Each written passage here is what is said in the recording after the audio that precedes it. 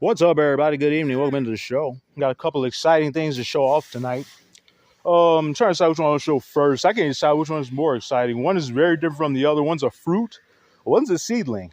Educational piece. I guess a seedling is like the first thing we call it. I think we call it a sprout. It's the first thing that pops up out of the ground from the seed. Seed contains all the information, DNA, and as well as nutrients and food for the seedling to eat eventually. And it'll come out of the seed when the conditions warrant it, when it's warm enough and the ground is wet enough, and et cetera, et cetera. But anyways, let's show the fruit first. I got a big old cucumber. It looks like it's like probably between 4 to 6 inches long. I don't know if it's ready to pick yet, but I will do some research. There's another one growing right there. I think I'm gonna have obviously I'm gonna have a lot of cucumbers. Just look at these, like almost 100 flowers on this thing. But I was not expecting that. It outgrew the trellis before I even got a full-grown fruit. And I guess I got to buy a taller one, or maybe like some kind of like box trellis if that exists, maybe a round one. But yeah, I don't have any. That's not actually it's not true. I do. I have a jalapeno fruit on there. It was like a little, basically a little seed shaped growth like that. When I last looked at it, but that'll be ready in probably about, I would guess 2 3 weeks from now. I'll be picking my first jalapeno. I think they're giant jalapenos. But here's the other exciting thing I want to talk about. There's a peanut in there. I've never grown peanuts, never grown any kind of nut. I've never even grown a protein. No green beans, no pinto beans, white beans, or anything. But this is gonna be our first one, and I need the protein because I have pretty much everything else. I mean, I got a lot of fruits, a lot of veggies. You're but I do need a protein. I mean, you're inevitably going to need a protein as a human being, and I got field peas as well to satisfy that. I love field peas. Never grew those before, obviously, and hoping for the best because I don't know much about growing beans, but shouldn't be that hard. But other than that, I don't think there's really anything new, any new developments to go over. But I guess we can check in on fruit trees. These I call them melon seedlings, mystery melons. They look like melons at least. Trey doesn't stand up. It's kind of leggy. Okay, there it is. I don't know what they are. I hope they're I mean, like it's gonna be a weird thing to say, but of course I can't know what it is, or like it's like a damn slot machine. It really is though. I hope it's like a honeydew or even a cantaloupe because I don't like watermelon. That's probably gonna be what it is though. Because my mom grew watermelons. It's probably how it got in there. Probably blew the seed over. But I hope it's a cantaloupe or a honeydew. Anyways, that's the yellow Jamaican cherry. I'm turning it around. Honestly, it doesn't look great. I don't love how my plants look. My fruit trees out here because inevitably I'm going to compare them to how they looked inside.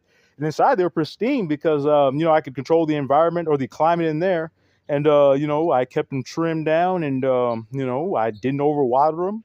I kept them in their proper place in terms of sun. And now that I brought them out here and just kind of thrown them into the elements, they're struggling a little bit. You got some brown growth on there. But other than that, man, I just hope for the best because, like I said, it's more than just a plant to me. It's not just something I throw in the ground and just forget about. I interact with it every day, and I'll be devastated if anything happened to any of my plants. But everything looks good overall. Like I have full confidence my fruit trees are gonna be okay. But man, I just miss them. But this prolific kiwi's getting really tall. It's like all leg. Look at that. And hear the Furby in the background. I can't believe I didn't show him to begin the video. He's been talking and stuff. Yep, that's original 1998 Furby. Man, it's one of the best purchases I've ever made in my life. I can't even say this year, man. That thing is just look at it, it's so damn neat. Like, it looks like an owl from the front and a cat from the back. What a weird creature, but damn it, ingenious piece of technology. It's got a sensor on it, obviously. And like, I was just in my room, I just slammed down a coffee cup, and he said, "Loud sound." Like, Jesus, man, these things are so damn lifelike. And it's a toy from 27 years ago. I made it a friendship necklace and everything. Here's his name. His name's Tib. Anyways, yeah, buy you a 1998 Furby. You might just be like, man, this is the greatest thing that ever happened. I'm obsessed now. I gotta have the world's largest Furby collection, which is my goal. For real. The world's largest collection is 400. I need 401. I want that record. And it wouldn't be that hard to obtain either. A record like that. Just buy 10 a year? Shit. 40 years, baby. I mean, by 40 a year, that's just 10 years. Anyways, I can do math, basic math. It's a miracle. But I don't know if it's a lily or a daisy, but man, look at all that in there. I don't know the terminology or anatomy of a flower, but it seems like a lot of leaves and a lot of little isn't that where the pollen is? Man, that's crazy. It's beautiful though. Man, damn, when am I gonna get an eggplant? Like this just keeps growing taller and taller. Lettuce, finally coming up. I put all this lettuce in here. I thought I was gonna have a big, beautiful lettuce bouquet. I put like 20 different kinds of lettuce in here at the beginning of spring. Only 2 came up.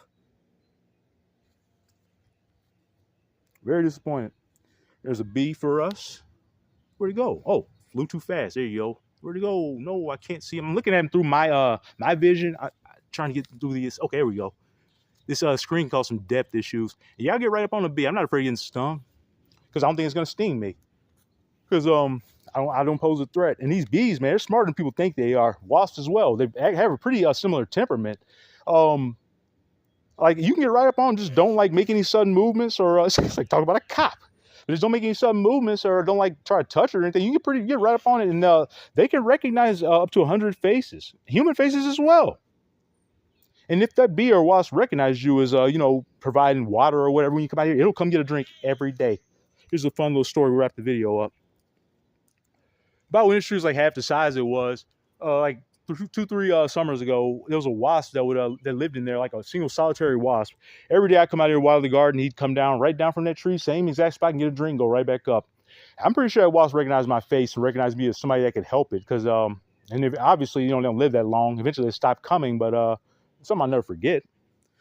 But yeah. It's like nothing in nature is bullshit to me. Like it don't matter how big or small you are. Like anything, an ant, I appreciate that because it provides aeration for the soil, and when it dies in that soil, it's going to become a nutrient or whatever for that soil.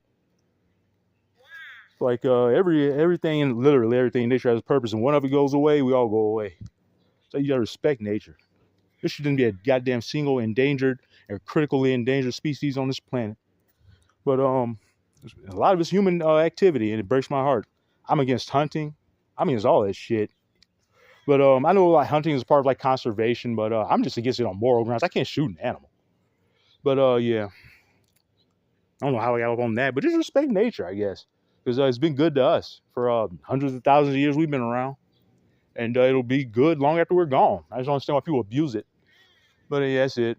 The idea or what's the word? What's the word I'm looking for here? Piece of advice of the day or whatever, or message of the day. That's where we go. Message of the day. Just appreciate nature and grow something, and you might just love it. See you.